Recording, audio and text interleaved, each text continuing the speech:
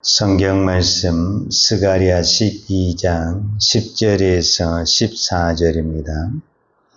내가 다윗의 집과 예루살렘 주민에게 은총과 강구하는 심령을 부어주리니 그들이 그 찌른 바 그를 바라보고 그를 위하여 애통하기를 독자를 위하여 애통하듯 하며 그를 위하여 통곡하기를 장자를 위하여 통곡하듯 하리로다.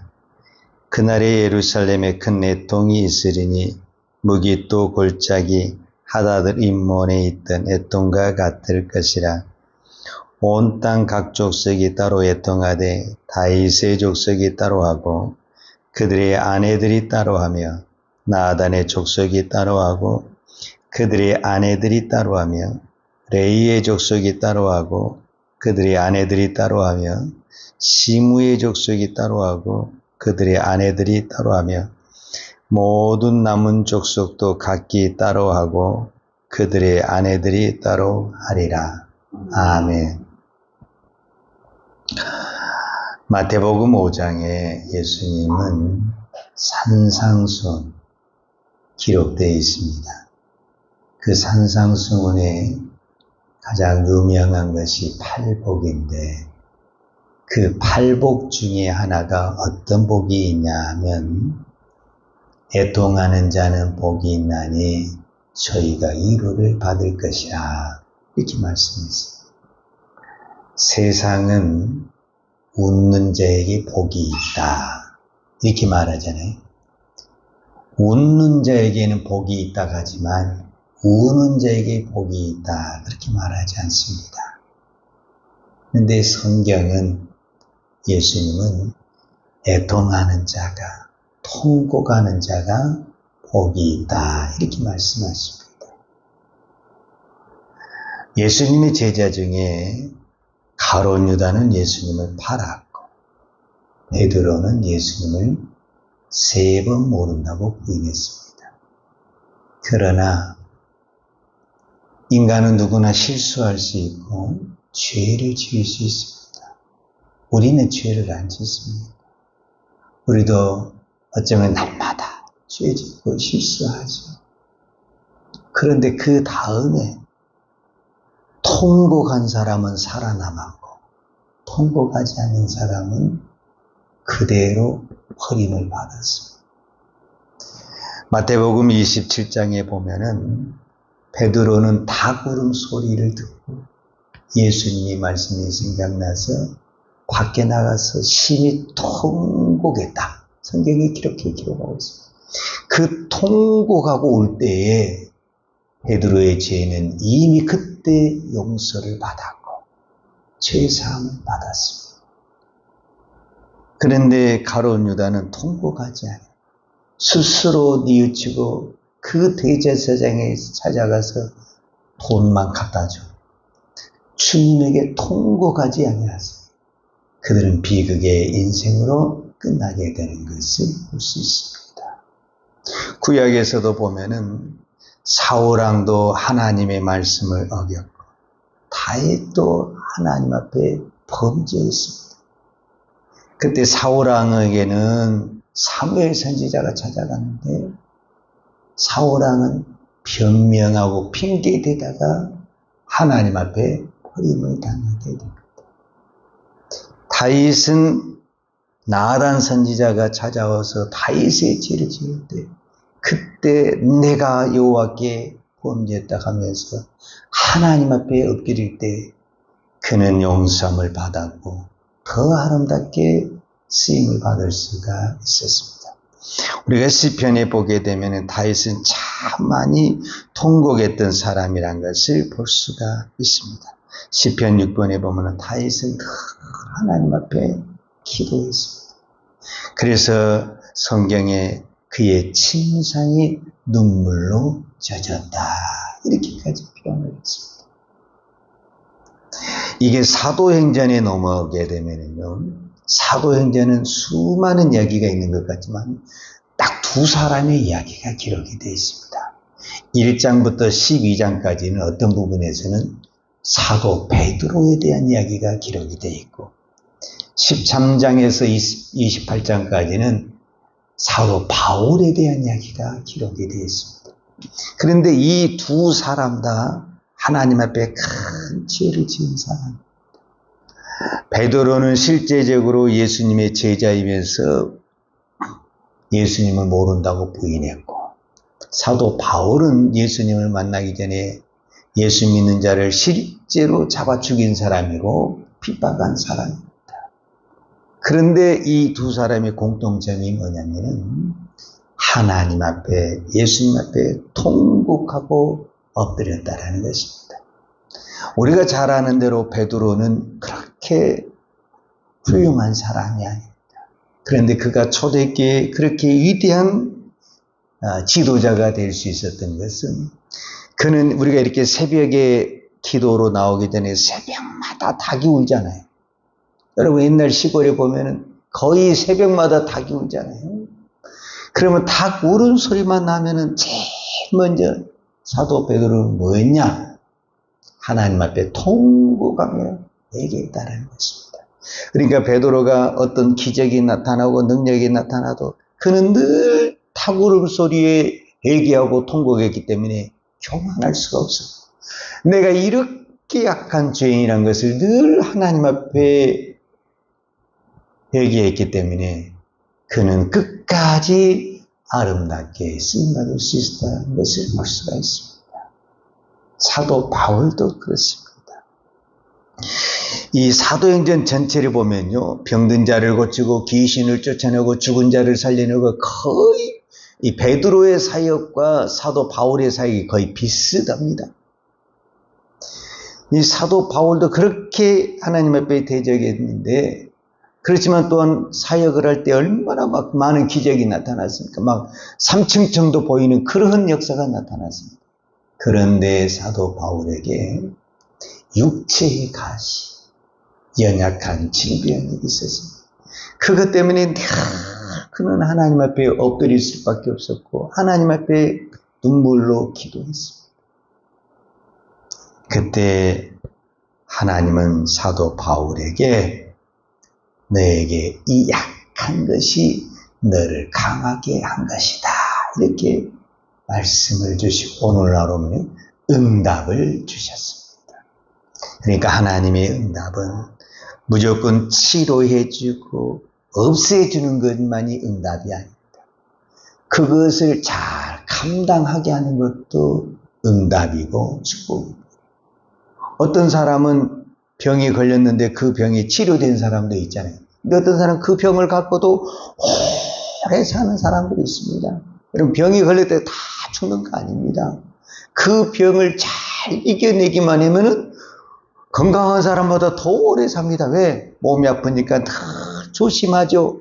먹는 것도 조심하고 활동하는 것도 조심하고 그러다 보니까 더 건강하게 오래 사는 것입니다. 오히려 건강 믿고 막 설치고 돌아다니는 사람이 그렇게 건강하다가 어느 날 팍 쓰러지지 않습니까? 그러니까 여러분, 우리가 어떤 질병과 약함을 가지고 있다고 할지라도 하나님 앞에 엎드리고 하나님 앞에 나아가면 하나님이 그것을 이길 수 있는 은혜를 주실 줄로 믿습니다. 자, 오늘 성경에 보게 되면 12장 10절에 하나님이 이스라엘에게 주신 은혜가 뭐냐면 이게 12장 10절에 나왔습니다.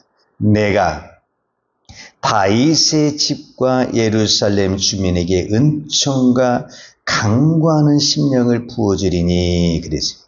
여기서 은총과 강구하는 심령을 부어주니까 그들이 뭐를 하게 되냐면 그들이 그 찌른바 그를 바라보고 그를 애통하기를 독자를 위하여 애통하듯 하며 그를 위하여 통곡하기를 장자를 위하여 통곡하듯 하리라. 자, 이 말이 무슨 말이냐면 내가 아무리 하나님 앞에 통곡하며 울고 싶어도 하나님의 은혜가 오지 않으면 우리 마음은 강팍해가지고 울지 않습니다.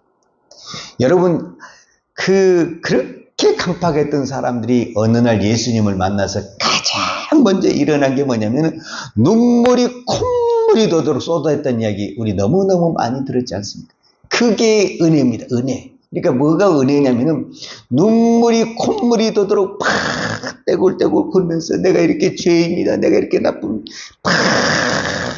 이렇게 회개하면서 이제 그때부터 새로운 세계가 열리게 되고 안 보이던 것이 보이게 되고 안 들리던 것이 듣게 된다는 것입니다. 그러니까 지금 우리가 막 하나님의 말씀이 홍수처럼 쏟아져도 왜 이것이 문제가 되냐면 우리에게 은혜가 임하지 않게 되면은 들리지 않는다. 이렇게 말하는 것입니다. 이스라엘 백성들이 바벨론에게 멸망으로 포로로 끌려갔잖아요. 그들이 왜 나라가 망했냐? 죄 때문에 망한 것이 아닙니다.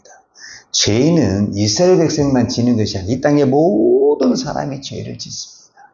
문제가 뭐냐면 그때 예레미야서를 보게 되잖아요. 예레미야 선지자가 어린 나이에 부르심을 받아가지고 성경의 표현에 이야기하면 약 23년 동안을 날마다 하나님의 말씀을 선포했습니다.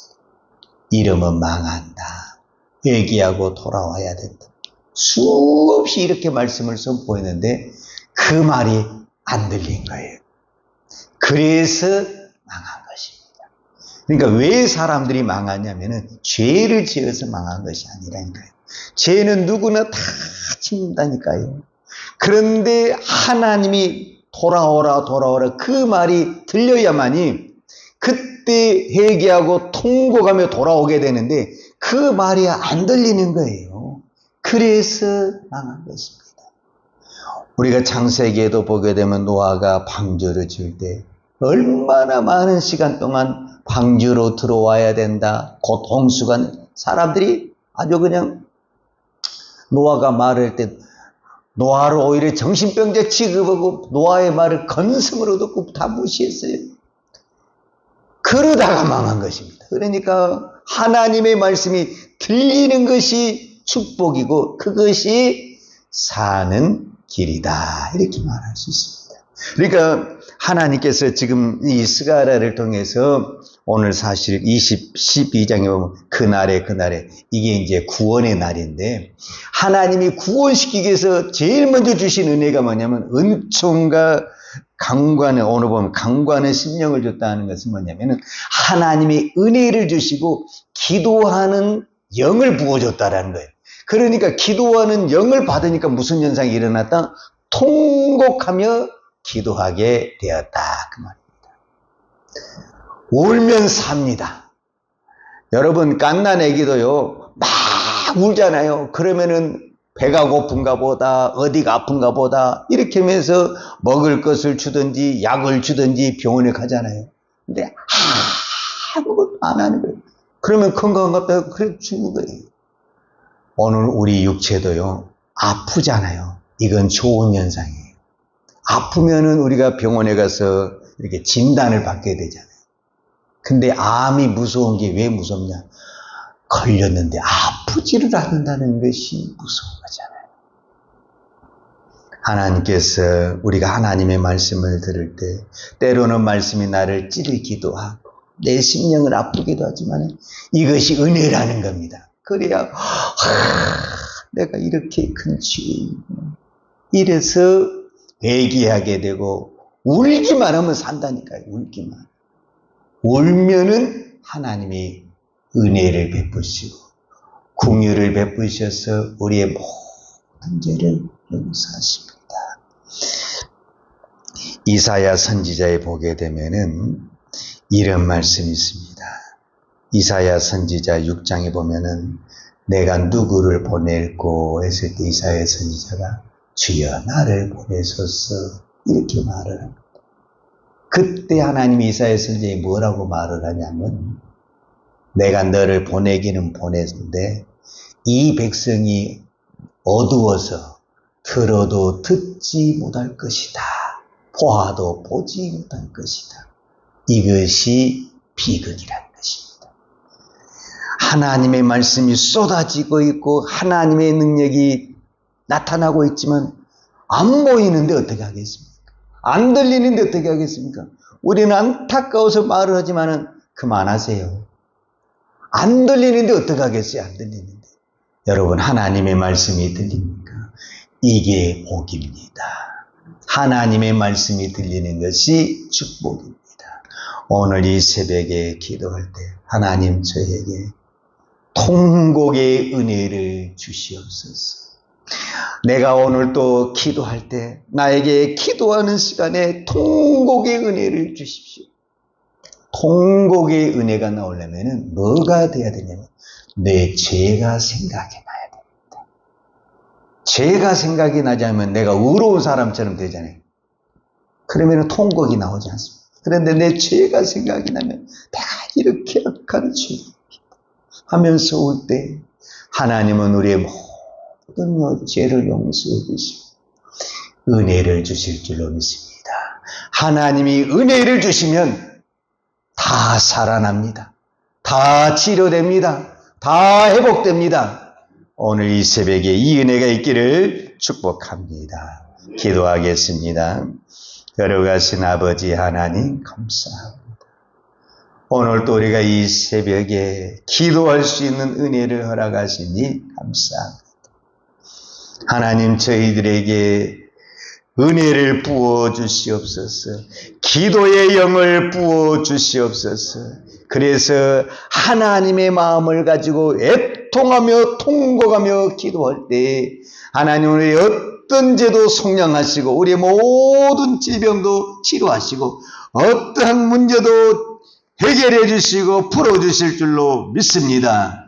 오늘 이 새벽에 이 은혜를 허락하여 주시고 오늘도 기도하는 종들에게 이 복을 허락하여 주옵소서. 예수님의 이름으로 기도하였습니다. 아멘. 유하는 내게 복을 주시고 너를 지키시기를 원하며 유하는 걸굴로 내게 비추사 은혜 베푸시기를 원하며 유하는 걸굴을 내 기령하여 드사 평강 주시기를 원하노라.